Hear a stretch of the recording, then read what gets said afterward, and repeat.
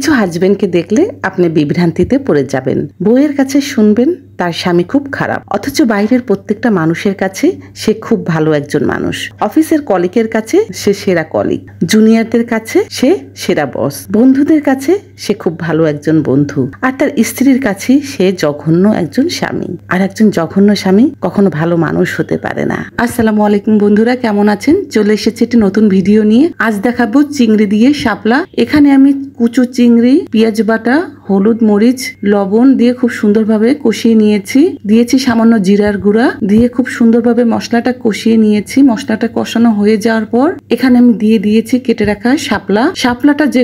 শাপলাটা দুরকম রান্না করতে পারেন। আপনি এভাবে কষিয়ে রান্না করতে পারবেন এবং সিদ্ধ করে পানিটা ফেলে দিয়ে তারপরও রান্না করতে পারেন। সেটা যারা ভাজা ভাজা খায় সেক্ষেত্রে আপনি একটু সিদ্ধ করে পানিটা ফেলে দিতে পারেন, কিন্তু আমি একটু ঝোল ঝোল রান্না করব, এজন্য আমি কষিয়ে রান্না করছি।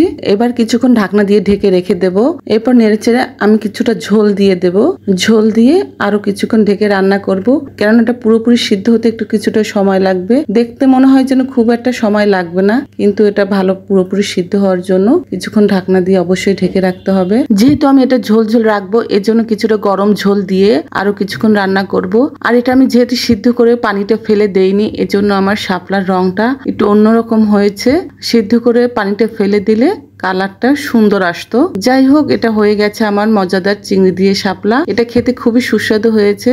যারা কখনো শাপলা খাননি তারা একদিন অবশ্যই রান্না করে খেয়ে দেখবেন কেমন লাগে। নিশ্চয়ই খুব ভালো লাগবে। এটা ইলিশ মাছ দিয়ে রান্না করলে সবচেয়ে বেশি ভালো লাগে। অন্য একদিন ইলিশ মাছ দিয়ে রান্না করে দেখাবো। যাই হোক, আর রান্না করেছিলাম আমি মাছ। এখানে আমি হলুদ মরিচ দিয়ে সুন্দরভাবে তেলে ভেজে নিয়েছি।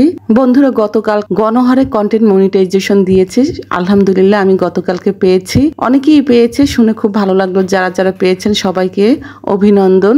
আসলে আমি স্টার সেটআপ পেয়েছি বেশ অনেক মাস আগে, কিন্তু আমি সেটআপ করিনি এবং আমি চাচ্ছিলাম যে আরো কিছু ফলোয়ার্স হোক। আমার এত কম ফলোয়ার দিয়ে আসলে কিছুই করা যায় না, এজন্য চেয়েছিলাম যে আরো কিছু হোক ফলোয়ার্স, তারপর অন্ততপক্ষে 10,000 আপ হোক ফলোয়ার্স, এরপর জন্য মনিটাইজেশনটা পাই। কিন্তু আলহামদুলিল্লাহ গতকালকে পেয়েছি, খুব ভালো লাগছে। আর যারা পাননি তারা ধৈর্য ধরে কাজ করে যান, খুব শীঘ্রই আপনারাও পেয়ে যাবেন, কেননা ফেসবুক বলেই দিয়েছে সবাইকেই কন্টেন্ট মনিটাইজেশন দিয়ে দিবে। যাই হোক, আমার মাছ ভাজা হয়ে গেছে। আমি মশলা কষিয়ে খুব সুন্দরভাবে মাছ ভাজা ভাজা করে নিয়েছি। আর রান্না করেছিলাম ডাল দিয়ে আমড়ার টক। আমাদের বাসায় ডাল টকটা সবাই খুব পছন্দ করে।